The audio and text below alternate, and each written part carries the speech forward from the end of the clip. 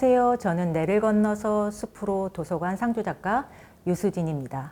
2025년 올해는 윤동주 시인 서거 80주년이면서 광복 80주년입니다. 문학 상주작가 프로그램에서는 윤동주 시인 서거 80주년을 기리고 기억하는 행사들을 하고 있는데요. 오늘은 윤동주를 이야기하는 시인과의 대담 두 번째 시간입니다. 박민호 시인님과 함께 윤동주 시인 이야기를 해보려 합니다. 박민호 교수님은 시, 소설, 평론을 두루 쓰고 많은 책을 발간하셨습니다. 그리고 서울대학교 국문과에 재직하시는 학자이시기도 합니다. 교수님은 시인, 소설가, 교수 중에서 어떤 이름으로 불리는 게 좋으신가요? 이 가운데 저에게 가장 어울리는 것은 시를 쓰는 일이라고 생각합니다. 그런데 가장 하고 싶은 일은 소설을 쓰는 것입니다.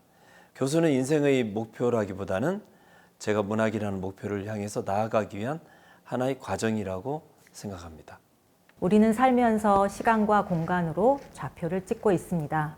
내가 의도했든 아니면 의도 같은 건 없었다 한들 어느 때와 어느 곳에 머물곤 합니다.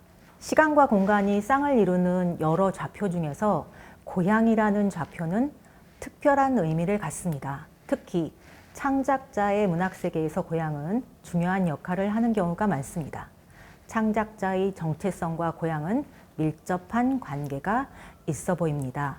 세상을 바라보는 관점, 감정의 결, 언어 감각이 고향에서 형성되니까요. 박민호 교수님은 고향이 어디세요? 태어난 곳은 충청남도 예산군 덕산면 북물리입니다. 외갓집에서 태어났습니다. 덕산을 제 진짜 고향이랄까, 제 일의 고향이랄까 하고 생각하고 있습니다. 그 쭉 대전에서 커서 초등학교, 중학교, 고등학교를 대전에서 나왔습니다. 그래서 저는 대전을 제2의 고향이라고 생각합니다. 그런데 작가 이효석은 이렇게 말했어요. 태어난 곳만이 고향이 아니요. 자기가 늘 돌아가야 할 것이라고 그리워하는 향수의 대상이 되는 곳은 모두 고향이라고 말했습니다. 그렇다면 고향이란 단지 자기가 사는 곳, 자기 태어난 곳이 아니고 자기 삶의 이상으로서 그리는 미지의 상태 또는 자기 본질이 놓여 있었다고도 생각되는 곳을 가리키는지도 모르겠다. 이렇게 생각합니다. 윤동주 시인은 1917년 중국 지린성 명동촌에서 태어났습니다. 명동촌에서 명동소학교에 다녔습니다.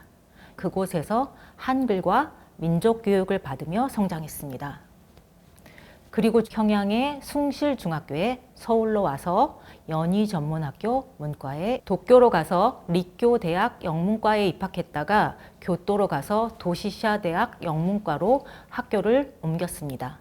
그런 윤동주 시인의 시와 생애를 보면 디아스포라에 대해 생각하게 됩니다. 디아스포라 말들을 많이 하는데요. 디아스포라가 무엇인가요, 교수님?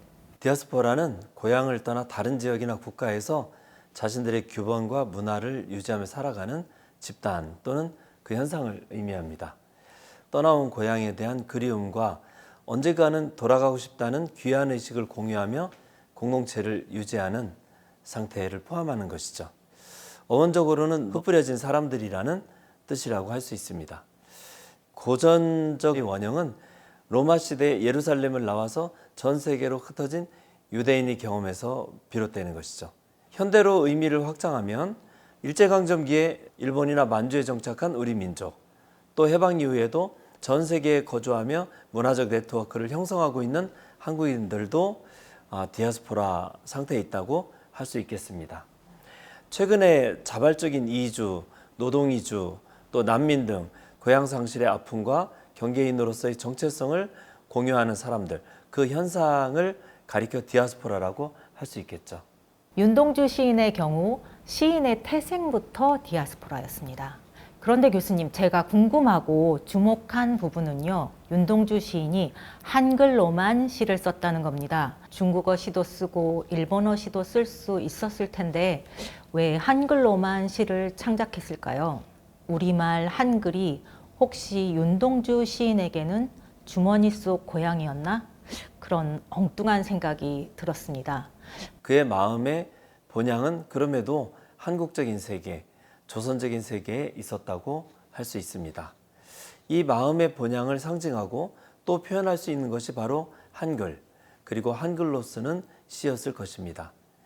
그에게서 이 민족적 위기의 시대는 한국어의 위기, 한글의 위기의 시대이기도 했다고 인식되었을 것입니다.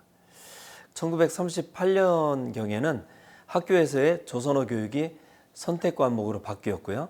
그리고 또 1941년 10월에는 조선어학회 사건 같은 것이 벌어졌습니다. 그리고 한국어 신문이 폐간되고 한국어 잡지가 폐간을 당하기도 했습니다. 그러한 시대인식 속에서 그는 한글로 시를 썼고 그리고 한국인으로서의 자기의식을 지키고자 했던 것이죠. 한글로 시를 쓴다는 행위가 고향을 지키는 일이었을 윤동주 시인의 모습이 그림 같습니다. 윤동주 시인의 시 구절 중에 가슴에 별처럼 박히는 여러 말들이 있습니다.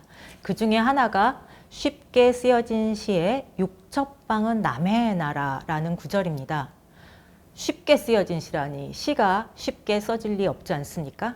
윤동주 시인의 쉽게 쓰여진 시를 박민호 교수님은 어떻게 읽으셨는지 궁금합니다.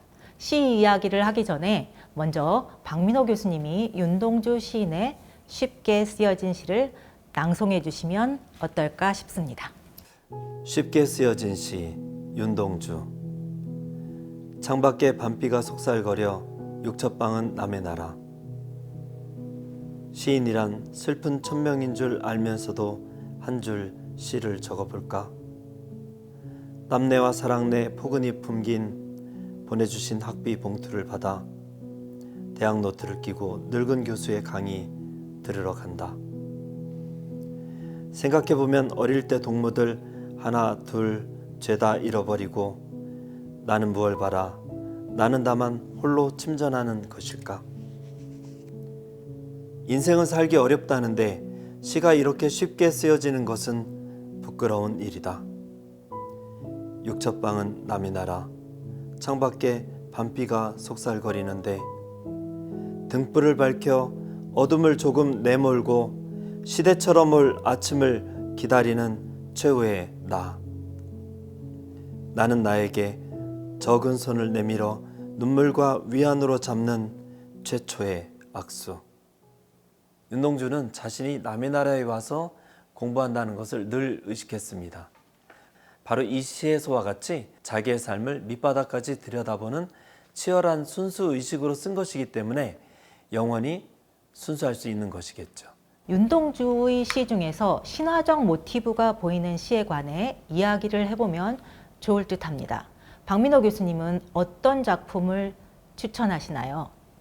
윤동주 시인의 간이라는 시를 살펴보면 어떨까 싶어요. 이 시는 서양 신화와 동양 신화, 우리나라 신화를 절묘하게 엮어내고 있습니다.